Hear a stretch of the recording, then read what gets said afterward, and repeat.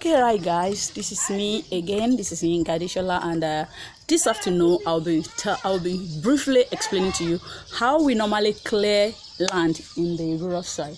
You see, in the rural side, most of us farmers, we cannot afford bulldozers or all these things that you use in the city, or possibly, because if you want to rent a bulldozer, currently the last time I priced it, I learned for an acre there will be, for a day work, not an acre, they don't work per acre, they work per day work. For a day work they'll be collecting 150,000, and that's aside you buying the diesel, outside you feeding the operator, outside, so at least a day work is going to, like, we're talking about almost 300. What's 300,000? How much is diesel now? Maybe 700 per liter. It's not funny anyway. I don't want to do the calculation. My head is okay now. So what we normally do in the rural side, because I see a lot of people, they be calculating bulldozing and everything. What we do in the rural side, we don't clear 10 acres at a time. We don't even clear 5 acres at a time. Rather, what we do is, we look for this kind of thing, this corn cob. You can look at it. I don't know, you can have another name for it.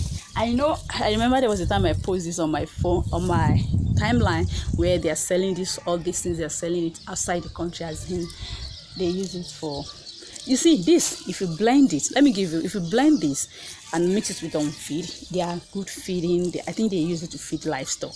I've not experimented with it, but I think I read a bit about it. That's one.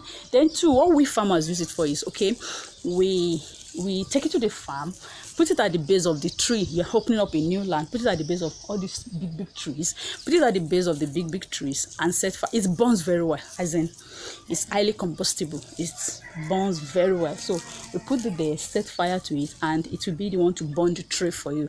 That is how farmer cleared a new land. It's after you've cleared a new land, there will be no more tree there, and you start planting or doing whatever you want. Why do we remove trees? Okay, have you ever wondered why we remove trees? I think some of you will know, some might not know. When I first came into the farm, I said they should not remove all the locust bean tree. Locust bean is iru, dawadawa. Then they should not remove all the shea nut tree. Shea nut is the seed that we use to produce shea butter. So, but you find out that anywhere there's trees and there's shade, anything you plant underneath it will not survive. Each plant, your maize, your cassava, your tomatoes, everything, they require minimum of 6 hours light per day. Minimum of 6 hours sunlight per day. And so if they don't have access to that 6 hours sunlight per day, their productivity will be low. They will not even get to fruiting stage. Remember, if you've been in any of my classes, sunlight is used for photosynthesis, and it is the sunlight that the plant, the leaf, takes sunlight and use it to produce photosynthesis. So if you plant under shade, it means they won't have access to the sunlight, and they won't be able to do photosynthesis, and they won't be able to produce glucose. Yeah, I hope I'm not too fast, and I hope I've not joined little biology. I know, I'm just an ordinary farmer, but like I said, I just thought I should introduce you to Steve and tell you this is the corn cobs and everything. This is used, you can see, this is actually used. But what farmers use to do is to burn, most especially. But in some other countries or some places where they know the value, they actually use it to feed livestock. You blend it, mix with some.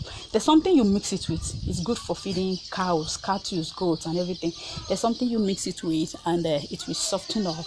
They were trying. I think they taught us when I was doing some project with IFDC, when we were trying to increase the milk production of the dairy cow. That will be another topic some other day.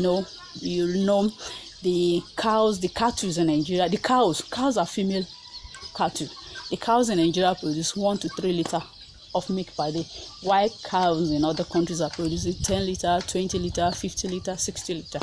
One of these days, I think I'll create a class on that, and you can understand how dairy is operated in some other countries. So when I was doing some project with IFDC, that was when we were taught how to use this to produce livestock feed.